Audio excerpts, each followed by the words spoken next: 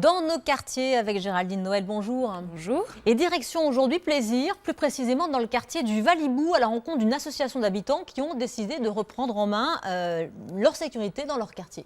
Oui, en effet, c'est l'association Mieux Vivre au Valibou qui a été créée en 2010 par des locataires qui ont voulu répondre à une urgence, celle des squats des halls d'immeubles par les jeunes du quartier ou des villes alentours. Alors cette association Mieux Vivre au Valibou, on la connaît déjà en 2011, décembre 2011. Abderrazak Kachan, alors président de l'association, décide de faire un appel à l'aide à sa banlieue, un appel au Qatar. Souvenez-vous, en 2011, le Qatar crée un fonds d'investissement de 50 millions d'euros destiné aux cités et aux banlieues. Abderrazak Kachan se jette alors dans la brèche et demande 80 000 euros pour cette cité de plaisir du Valibou. Et dans les projets qu'il souhaite financer, il y a déjà la présence des veilles de nuit. En attendant le financement, lui et les autres locataires ont pris l'initiative de ces rondes de nuit dans un quartier en pleine rénovation urbaine. Donc les habitants ont à cœur de préserver leur habitat contre les occupations illégales des halls d'immeubles et contre toute dégradation. Donc chaque nuit, tour à tour, ils font les rondes du quartier. Et c'est ce que l'on va voir à présent dans votre reportage tourné donc dans le quartier de Valibou à Plaisir. Vous avez assisté donc à l'une de ces rondes quotidiennes de l'association.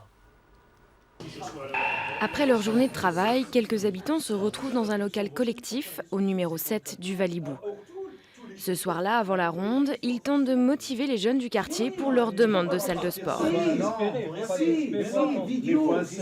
a déjà demandé des salles, tout ça, ils ont dit non. Oui, mais il faut insister. Pour ces adolescents, pas d'endroit où discuter ou passer le temps. Alors, Shakib, Roser, Emmanuel, Sofiane et Dylan traînent dans les halls d'immeubles. Déjà, des gens dehors, ils nous aiment pas, ils disent on traîne dans les bâtiments, tout ça, ils aiment pas quand on fait des trucs comme ça.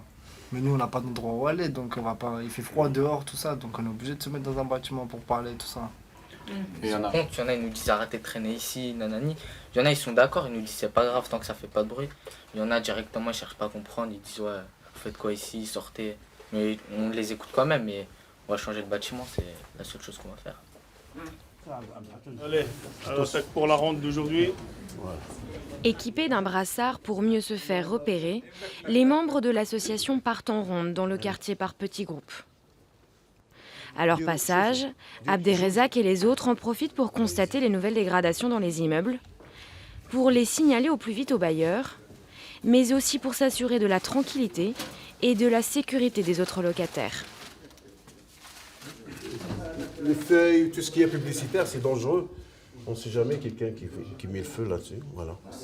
Et une cigarette, et après on va regarder, ça c'est pas beau, c'est mauvais. Ça c'est vraiment c'est une dégradation. Voilà. Après on jette un coup d'œil, un petit peu. Parcourir chaque bâtiment, chaque étage, et parfois jusqu'au toit. Malgré les rondes fréquentes, de nouveaux problèmes apparaissent. Ça, demain, il faut qu'on le signale au pivoine. Ça, c'est mauvais, regardez. Il peut être squatté là-haut. C'est pas bon. Ah oui. Ça, c'est mauvais. Le Valibou compte 4000 habitants, dont 30% ont moins de 18 ans. Un quartier dynamique que cette brigade bénévole essaie de garder vivable. Et pour ça, il mise sur la médiation et le dialogue avec les jeunes, sans jamais céder à la pression. Bonsoir. Ça va bien? C'est chaud?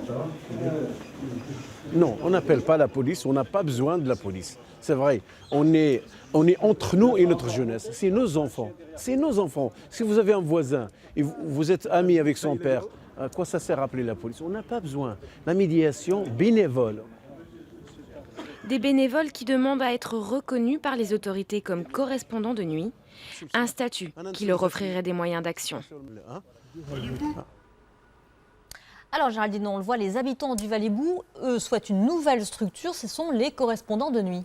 Oui, au bout de 2 ans de bénévolat et de travail sur le terrain, les membres de l'association aimeraient que cette structure voie le jour.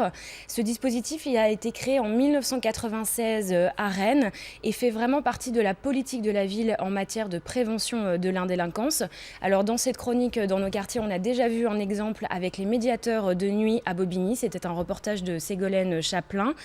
Et ces médiateurs interviennent dans les quartiers en soirée jusque tard dans la nuit et ont pour mission une veille conseils matériels et un dialogue entre les habitants. Bref, tout ce qu'on a vu dans le reportage que réalisent déjà les bénévoles de Mieux Vivre au Valibou. Ils ont fait la demande de cette structure à la préfecture et à la mairie de Plaisir et ils attendent toujours une réponse favorable. Alors on va rester dans cette thématique des squats, de ceux qui occupent les halls d'immeubles. On ne parle pas de trafic de drogue, c'est encore autre chose. Il y a une loi pourtant qui a été votée en 2010 pour empêcher ces personnes de squatter les halls d'immeubles et puis les couloirs. Oui, cette loi existe bien. Il faut savoir que les halls d'occupation d'immeubles empêchant délibérément l'accès ou la libre circulation des personnes est donc puni par la loi. On risque jusqu'à 2 mois d'emprisonnement et 3 750 € d'amende. Alors il faut savoir que c'est difficile à mettre en place étant donné que les locataires ont peur d'appeler la police, peur des représailles et puis surtout il est très difficile de prouver qu'on vous empêche délibérément l'accès à votre appartement. Alors, les habitants qui reprennent en main leur sécurité dans leur quartier, ce n'est pas rare, hein, ça existe déjà. Ça existe déjà, surtout en Île-de-France, des rondes de nuit par les locataires et les habitants des quartiers. Il en existe notamment à Sevran, dans la cité des Marguerites, ou à Beson, dans la cité des Colombiers. Mais ce que l'on voit apparaître de plus en plus, c'est la fin de la loi du silence contre ces occupations d'immeubles, qui peut être le lieu de trafic en tout genre et notamment de drogue. Le dernier en date, ça date de juillet, au Mail Rodin à Hermont. Les locataires ont obtenu la condamnation de 5 jeunes squatteurs. Ces résidents avaient alors occupé leur hall d'immeuble pendant des nuits entières jusqu'à porter plainte et obtenir gain de cause.